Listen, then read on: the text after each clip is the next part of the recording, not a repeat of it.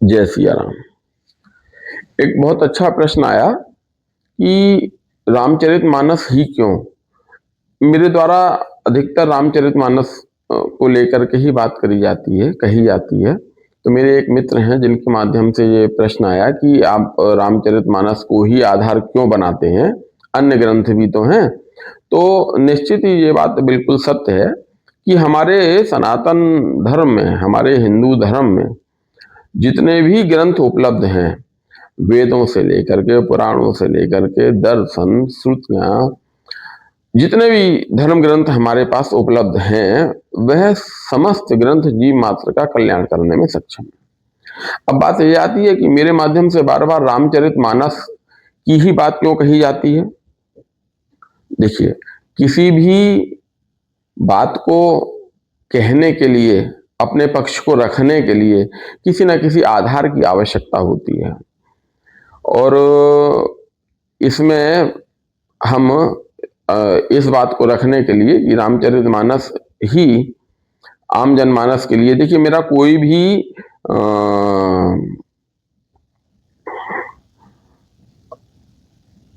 मेरे माध्यम से जो भी बात कही जाती है वह आम जनमानस को आधार मान करके ही कही जाती है, क्योंकि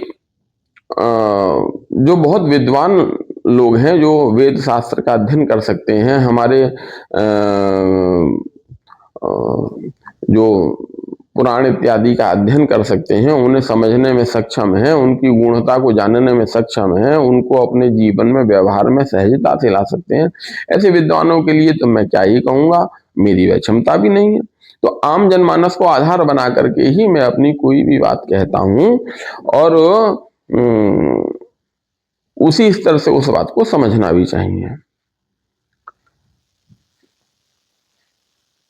ये जो प्रश्न आया कि रामचरितमानस ही क्यों, देखिए ये एक बहुत अद्भुत बात है कि इस ग्रंथ की, श्री रामचरितमानस ग्रंथ की पूरी आधारशिला ही प्रश्नों पर रखी गई है। इसमें भगवान शिव से भगवती उमा जब प्रश्न करती हैं तो भगवान शिव इस बात को कहते हैं कि धन्य धन्य गिरिराज कुमारी, तुम समान नहीं को उपकारी, पूछो रघुपति कथा प्रसंगा, सकल लोक जग पावनी गंगा, तुम पुनि राम चरण अनुरागी, कीन्हु प्रश्न जगत हित लागी। ये पार्वती जी, आप धन्य हैं, आपने जो प्रश्न किया है उस प्रश्न के माध्यम से, इस राम कथा के संबंध में जो आपका प्रश्न है उसके माध्यम से समस्त जगत का कल्याण होने वाला है। तो यही ठीक प्रश्न जो है महर्षि भरद्वाज और याज्ञवल्क जी के विषय में भी, प्रसंग में भी प्रश्न से ही जो है शुरुआत होती है। ठीक प्रश्न जो है काकभूषणी और गरुड़ जी के संवाद में भी प्रश्न ही शुरुआत होती है। तो प्रश्न जो है, मानस जी में कहा गया कि प्रश्न वह नाव है जिस नाव में चढ़ करके संशय यानी अज्ञान की नदी को पार किया जा सकता है। तो प्रश्न तो बहुत अनिवार्य है, प्रश्न ही नहीं होगा तो संशय भ्रम दूर कैसे होंगे। तो यहां हम बात कर रहे हैं कि रामचरितमानस ही क्यों। रामचरितमानस मैंने पहले भी कहा कि किसी भी बात को कहने के लिए हमें किसी न किसी आधार की, धरातल की आवश्यकता होती है। तो यहाँ हम पहला धरातल लेते हैं काल के संदर्भ में। काल के माध्यम से ये जानना चाहेंगे कि जानने का प्रयास करेंगे कि किस प्रकार से काल के संदर्भ से हम रामचरितमानस की आवश्यकता इस कलिकाल में हमें है। देखिए, हमारे यहाँ काल को 4 युगों में विभाजित किया गया है। प्रथम सतयुग, द्वितीय त्रेता, तृतीय द्वापर और चौथा कलयुग। काल के संबंध में मानस जी में भी कई चौपाइयां आती हैं, और ये भी बात बिल्कुल सत्य है कि काल किसी भी व्यक्ति, आम जनमानस के जीवन को, उसके सामर्थ्य को, उसकी मनोस्थिति को सीधे सीधे प्रभावित करता है। तो इसी संदर्भ में रामचरितमानस में गोस्वामी जी चौपाई लिखते हैं कि ध्यान प्रथम युग मख विधि दूजे, द्वापर परितोषत प्रभु पूजे, कली केवल मल मूल मलिना, पाप पयोनिधि जल मन मीना। ध्यान प्रथम युग यानी कि पहले युग में, सतयुग में ध्यान योग इत्यादि की प्रधानता रही है। दूसरे युग में यानी त्रेता युग में यज्ञ इत्यादि की, यज्ञ की प्रधानता रही है। यज्ञ मतलब देने का भाव, जहां देना हो वहां यज्ञ कहलाते हैं, यज्ञ। और द्वापर युग में पूजा, जो भगवान की पूजा करते हैं और जिसमें बहुत प्रकार की पूजा होती है, जैसे पंचोपचार के माध्यम से पूजा हुई, दसोपचार के माध्यम से पूजा हुई, षोडशोपचार के माध्यम से पूजा हुई, यानी 16 प्रकार के माध्यम से, 64 से भगवान की पूजा करी, और अनंत उपचार हैं भगवान की पूजा के। जिस पर जितनी जैसी सामर्थ्य है उस सामर्थ्य के अनुसार भगवान की पूजा जो है, तो पूजा का भाव जो है द्वापर युग में था। अब कली काल में ये तो यहाँ वो समझते कली केवल मल मूल मलिना, यहाँ तो पाप पयोनिधि जल मन मीना, पाप के सागर में हमारा मन मछली की तरह तैरता है। तो ये सीधे सीधे इस बात को ये चौपाइयां दर्शाती हैं कि युग के प्रभाव के माध्यम से हमारी पद्धति, पूजा पद्धति में भी जो है बदलाव होता चला गया। तो क्योंकि वेद हमें, सतयुग में हमें वेद ही प्राप्त थे, भगवान बड़ी कृपा करते हैं और ये समस्त सदग्रंथ भगवान की कृपा के माध्यम से ही प्राप्त होते हैं। यह आम जनमानस के सामर्थ्य की बात नहीं है। तो प्रथम युग यानी कि सतयुग में जब भगवान ने आम जनमानस के सामर्थ्य के अनुसार ही जो है वेद इत्यादि उपलब्ध थे, क्योंकि ऐसी व्यक्तियों की सामर्थ्य थी, वे उन्हें समझ पाने में सक्षम थे, उनके अनुरूप व्यवहार कर पाने में सक्षम थे। त्रेता युग में भगवान महर्षि वाल्मीकि के माध्यम से वाल्मीकि रामायण हमें उपलब्ध हुई। उस युग में जैसा सामर्थ्य लोगों का रहा तो भगवान को फिर जो है कहीं ना कहीं ये जरूर लगा होगा कि भाई एक नई ग्रंथ की आवश्यकता इस संसार में पुनः जनमानस के लिए उपलब्ध कराई जानी चाहिए, और आवश्यकता है। द्वापर ये बड़ा विचित्र युग था। इस युग में तो धर्म की परिभाषा कर पाना ही बहुत मुश्किल हो गया था। ये बड़े महान महान चरित्र वाले लोगों का युग था, और उन सबके चरित्र में एक बहुत, धर्म के विषय में एक बहुत समान बात थी कि वह जो प्रतिज्ञा कर लेते थे वह प्रतिज्ञा ही धर्म के रूप में परिवर्तित हो जाती थी। तो भगवान को लगा कि भाई ये तो और भी विचित्र युग हो गया। तो वहां पर महर्षि वेदव्यास द्वारा भगवान की प्रेरणा से, जो स्वयं भगवान के ही अवतार कहे जाते हैं, 18 पुराणों की रचना करी गई। श्रीमद् भागवत पुराण सिरमौर पुराण है। श्रीमद् भगवत गीता उसी श्रीमद् भागवत का ही एक अंग है। तो ये तो द्वापर तक की बात ही। अब हम सब लोग कलिकाल में हैं, कलयुग चल रहा है। इस कलिकाल में हमें भगवान की प्रेरणा से, भगवान शिव की प्रेरणा से, गोस्वामी जी के माध्यम से, गोस्वामी जी इस बात को स्वयं स्वीकार करते हैं।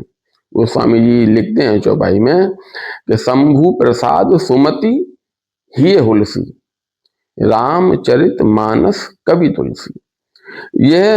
ये तुलसीदास तो केवल कवि है, लिख रहा है। ये तो भगवान शिव की कृपा प्रसाद से ही संभव हो पा रहा है। और इसको फिर चौपाइयों में लिखते हैं कि रचि महेश निज मानस राखा। भगवान शिव ने ही इस ग्रंथ की पहले रचना करी थी, परंतु रचना कहाँ करी थी?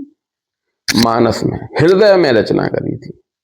और इसीलिए इस ग्रंथ के पीछे मानस शब्द जुड़ा हुआ है। पाई सुसमय शिवासन का। और सबसे पहले श्रोता कौन सुनाया, किसको सुनाया? भगवती पार्वती को। तो यह श्री रामचरितमानस जो ग्रंथ हमें श्री गोस्वामी तुलसीदास जी के माध्यम से उपलब्ध हुआ है, तो वह इस कलिकाल में ही उपलब्ध हुआ है। इस कलिकाल के आम जनमानस के सामर्थ्य को, बल को, मनोभाव को ठीक ठीक जानते हुए, समझते हुए इस ग्रंथ की रचना करी गई है। यह बहुत संक्षिप्त में काल के विषय में, विषय बहुत बड़ा है और इसको बहुत संक्षिप्त में कह पाना इतना सहज और आसान नहीं है मेरे लिए भी। तो काल के विषय, काल के माध्यम से जो एक हमने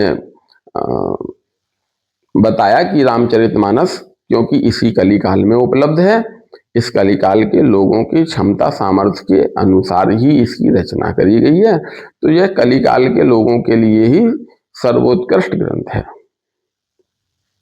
दूसरा कारण हम श्री रामचरितमानस ही क्यों में यह लेंगे, भाषा। किसी भी ग्रंथ की रचना किसी ना किसी भाषा के माध्यम से होती है। हमारे वेद अत्यंत क्लिष्ट संस्कृत, जिसको बड़े से बड़े विद्वान भी सहजता से पढ़ नहीं पाते, और पढ़ भी लें तो ठीक ठीक समझ नहीं पाते। महर्षि वाल्मीकि द्वारा जो वाल्मीकि रामायण उपलब्ध है वह भी संस्कृत में, श्रीमद् भागवत महापुराण और श्रीमद् भागवत गीता यह भी संस्कृत में। और इस कलयुग में जब हम यह देखेंगे कि एक आम जनमानस के लिए सही सही हिंदी समझ पाना बहुत कठिन हो रहा है। मुझसे भी लोग कह देते हैं कि आप जो कुछ शब्द बोल देते हैं वह कुछ हमारी समझ में नहीं आते, मगर भाव समझ में आ जाता है। मैंने कहा इसी के लिए धन्यवाद है। तो किसी भी ग्रंथ की रचना किसी ना किसी भाषा के माध्यम से होती है, और भाषा भाव को व्यक्त, भाषा का महत्व केवल इतना ही है कि वह उस भाव को व्यक्त कर दे। भाव को, भावना को व्यक्त करना ही भाषा का काम है। अब भाषा कुछ भी हो सकती है। गोस्वामी जी भी संस्कृत के परम विद्वान थे। 15 वर्ष तक उन्होंने काशी में संस्कृत और वेद इत्यादि का अध्ययन किया था, ऐसा उनकी जीवनी में मिलता है लिखा हुआ। परंतु भगवान शिव की प्रेरणा से उन्होंने इस रामचरितमानस की रचना जो है, उस समय आम प्रचलित भाषा जो अवधी भाषा कही जाती थी, जो उस क्षेत्र में काशी अवध इस क्षेत्र में जो प्रचलित भाषा थी, उस भाषा में ही श्री रामचरितमानस की रचना करी गई। तो उस और इस ग्रंथ की एक और बहुत विलक्षण बात यह है कि कोई भी व्यक्ति, हमारा आम जनमानस कोई भी व्यक्ति इसको पढ़ पाने में सक्षम है। ठीक ठीक अर्थ ना भी समझ पाता हो, परंतु यदि रुचि करके उसको पढ़ेगा तो धीरे धीरे जब उस ग्रंथ में प्रेम होगा, उस ग्रंथ की शरणागति प्राप्त होगी, तो उसके रहस्य, यह रामचरितमानस की एक अद्भुत विलक्षण क्षमता है कि वह अपने रहस्यों का उद्घाटन करना स्वयं से शुरू कर देती है। आपकी उसमें रुचि होनी चाहिए, और रुचि होने के लिए आप उसे पढ़ पाएं, तभी ना समझ पाएंगे। तो यह भाषा के माध्यम से भी यह बात है कि इसको प्रत्येक जनमानस बहुत सहजता से पढ़ सकता है, और सत्संग आदि के माध्यम से जो है इसको समझ पाने में भी सक्षम है। तीसरा आधार हम लेंगे साधन पक्ष, क्योंकि साधन जो है, साध्य, साधन और साधक, ये तीन होते हैं। तो साधक को साध्य तक पहुंचने के लिए कुछ साधन की तो आवश्यकता होती है, परंतु साधन साधन का पक्ष जो है हम यहाँ लेंगे तो हमारे यहाँ मुख्य तीन मार्ग जो है बताए गए हैं सभी सदग्रंथों में। पहला ज्ञान मार्ग, जिसमें जीव और ईश यानी कि जीव और ब्रह्म, इनमें अभिन्नता के माध्यम से भगवान की भक्ति करी जाती है। इसको ठीक ठीक जान करके, और ये बड़ा विषय है, इस विषय को पूरा यहाँ इस वीडियो पर नहीं कहा जा सकता। और यह ज्ञान मार्ग है, और इस ज्ञान मार्ग में देखिए रामचरितमानस में भी जो है चार कहा जाता है कि संत हृदय जस निर्मल वारी, बांधे घाट मनोहर चारी। तो यहाँ चार घाटों की बात कही गई है, यानी चार घाटों की बात कही गई है, यानी कि चार अलग अलग साधनों की, चार अलग अलग स्तरों के माध्यम से जो है भगवान की कथा कहने का प्रयत्न किया गया है श्री रामचरितमानस में। इसमें पहला जो साधन हमने बताया, जो मार्ग हमने बताया कि ज्ञान मार्ग। ज्ञान मार्ग में, इस ज्ञान घाट में भगवान शिव और भगवती उमा, ये इनका संवाद जो है ज्ञान मार्ग के घाट पर इनका संवाद होता है। और यदि भगवान श्री राम, श्री भरत, श्री लक्ष्मण, श्री शत्रुघ्न जी के माध्यम से देखा जाए तो इस घाट का प्रतिनिधित्व जो है स्वयं भगवान श्री राम ही करते हैं। ज्ञान अखंड एक सीतावर, मायावश जीव सचराचर। भगवान श्री राम ही चराचर जगत में व्याप्त एकमात्र ईश्वर हैं। यह है ज्ञान घाट। दूसरा साधन मार्ग जो है भक्ति मार्ग। इस भक्ति मार्ग में काकभूषणी जी और श्री गरुड़ जी का संवाद है। इस घाट पर श्री काकभूषणी जी के माध्यम से भक्ति रस की, भक्ति की विलक्षण व्याख्या करी गई है। और इस घाट का प्रतिनिधित्व चारों भाइयों में जब यदि हम देखें तो श्री लक्ष्मण जी इस भक्ति घाट के आचार्य के रूप में इस घाट का प्रतिनिधित्व करते हैं। तीसरा घाट कर्म घाट, कर्म मार्ग। इस घाट पर महर्षि भरद्वाज और याज्ञवल्क्य जी का संवाद, उनके माध्यम से इस घाट की, कर्म घाट की, कर्म मार्ग की विलक्षण व्याख्या करी गई है। इस घाट पर उनका संवाद होता है। और चारों भाइयों में से जब हम कर्म घाट की बात करते हैं तो यहाँ पर जो है श्री शत्रुघ्न जी इस घाट के आचार्य हैं। और श्री शत्रुघ्न जी के माध्यम से कर्म पथ का निरूपण सहजता से समझा जा सकता है उनके जीवन को लेकर के। और बड़ी विलक्षण बात इस रामचरितमानस में यह है कि यहाँ तीन नहीं, चौथे मार्ग की भी बात कही गई है। और ये चौथा मार्ग है शरणागति का मार्ग, दीनता का मार्ग, असमर्थता का मार्ग। इसमें कोई जीव ऐसा नहीं है जो इस घाट के लिए उपयुक्त न हो। प्रत्येक व्यक्ति जो दीन है, जो भगवान के शरणागत है, जो सभी प्रकार से असहाय है, असमर्थ है, जिसका कोई सहारा नहीं है, उस घाट पर श्री भरत जी आचार्य के रूप में खड़े हुए हैं। और श्री भरत जी की शरणागति के बिना श्री राम के चरणों में प्रेम हो पाना संभव नहीं है।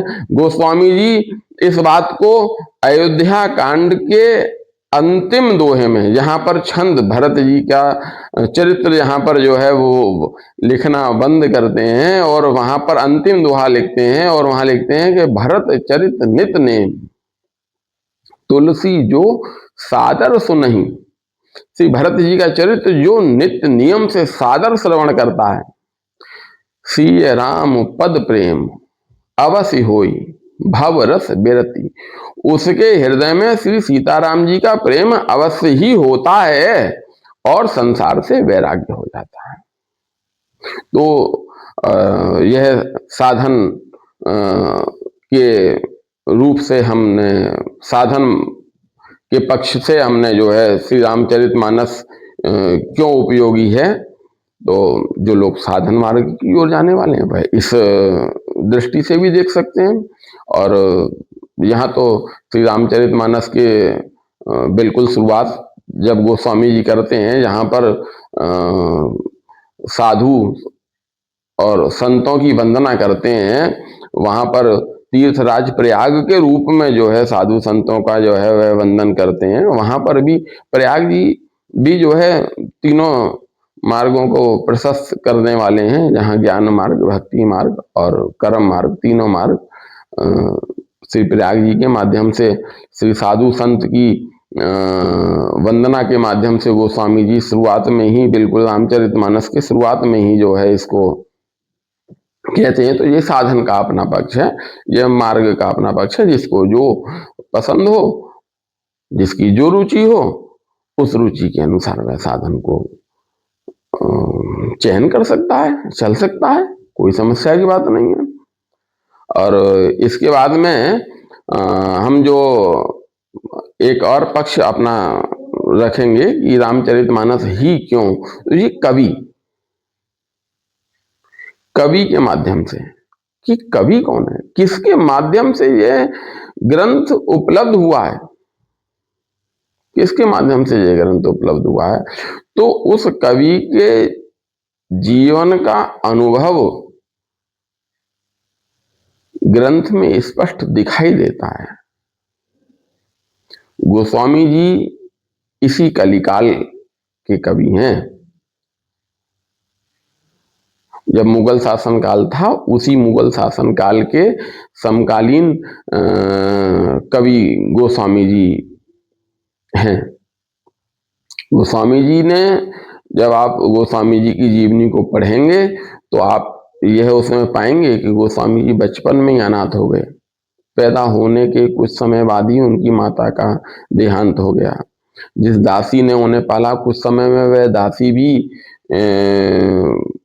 जो है उसका भी देहांत हो गया, उनके पिता का देहांत हो गया। गोस्वामी जी बचपन में अनाथ हो गए। गोस्वामी जी के जीवन में निर्धनता का कष्ट रहा, गोस्वामी जी के जीवन में भूख का कष्ट रहा, गोस्वामी जी के जीवन में समाज में तिरस्कार का कष्ट रहा। सबने एक अभागा बालक कह करके गोस्वामी जी का तिरस्कार किया। गोस्वामी जी के जीवन में इतना अभावपूर्ण जीवन बचपन में गोस्वामी जी का रहा। भगवान शिव की कृपा से श्री नरहरि दास जी महाराज ने गोस्वामी जी को अपना शिष्य बनाया और कालांतर में उनका विवाह हुआ और एक पूरा व्यवहारिक जीवन जो है, एक गृहस्थ जीवन गोस्वामी के द्वारा जो है जिया गया। बाद में जब माता रत्नावली के माध्यम से, ये कथा आप लोग सब जानते ही हैं, उस काम के प्रबल को जब राम की ओर मोड़ दिया गया तो गोस्वामी जी ने जीवन में कभी पीछे मुड़ करके नहीं देखा, कभी नहीं। और भगवान के चरणों में इतनी अनन्य भक्ति करी कि उसी भक्ति के परिणाम से गोस्वामी जी से एक बार एक प्रेत प्रसन्न हो गया। प्रेत के प्रसन्न होने पर गोस्वामी जी ने उस प्रेत से, उस भूत से भूत नहीं मांगा, राम मांग लिया। और हम अभागे लोग राम से भी भूत मांग लेते हैं। बस इतना फर्क आप में, हम में और गोस्वामी जी में रहा। गोस्वामी जी के माध्यम से यह ग्रंथ हमें उपलब्ध हुआ है। गोस्वामी जी ने कलिकाल के समस्त दोषों को और कलिकाल की मनोस्थिति को ठीक ठीक जान करके इस ग्रंथ में जो संवाद चरित्र के माध्यम से उसका निरूपण किया है, उसका लेखन किया है, वह अद्भुत है। जब आप उसकी शरण में जाएंगे तभी उसकी शीतल छाया का अनुभव आपको हो पाएगा। श्री रामचरितमानस की शरणागति के उपरांत अन्य किसी की शरणागति की आवश्यकता नहीं होती, और यदि होती है, ऐसा अनुभव होता है, तो सत्य जानिए कि आप श्री रामचरितमानस की शरण में गए नहीं। यह वह अद्भुत ग्रंथ है इस कलिकाल में, इस कलिकाल के लोगों के लिए। अब एक और पक्ष यदि हम देखें तो आप विधर्मियों को देखिए। जितने भी विधर्मी आपको दिखाई देंगे वह समस्त विधर्मी केवल रामचरितमानस को ही जलाते हुए नजर आते हैं। आपने कभी नहीं देखा होगा कि श्रीमद् भागवत महापुराण को विधर्मी जला रहे हैं, श्रीमद् भगवत गीता को विधर्मी जला रहे हैं। वाल्मीकि रामायण की तो सोचेंगे ही क्या, ये सब आप जानते हैं राजनीतिक बातें हैं, इससे हमारा क्या लेना देना।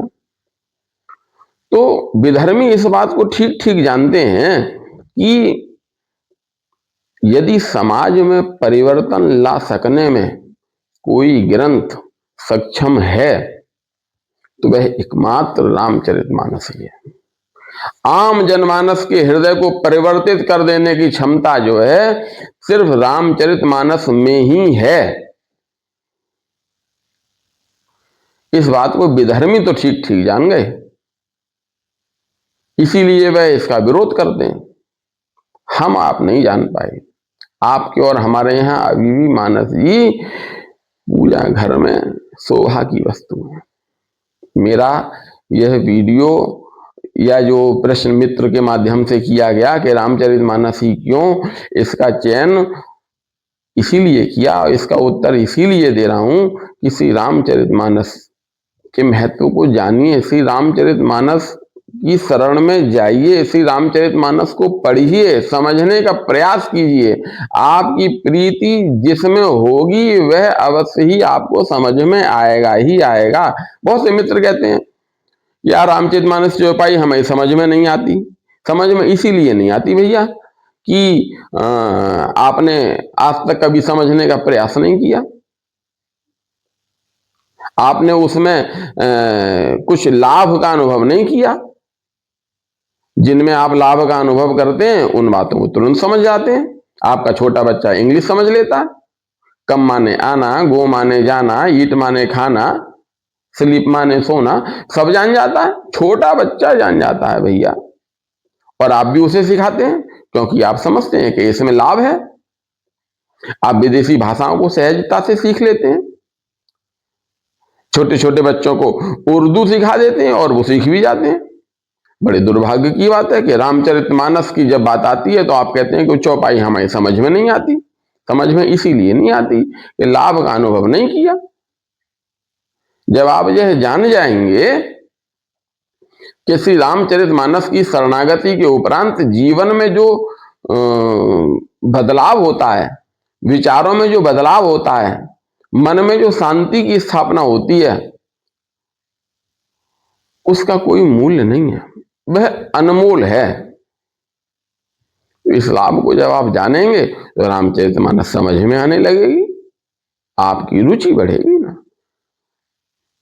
सुरेंद्र मुनि सब की यह रीति, स्वार्थ लाग करहीं सब पीती। इस सच्चे स्वार्थ को जानिए ना, जानिए। जब जानेंगे तभी प्रीति होगी, इससे पहले नहीं होने वाली। जय सिया राम।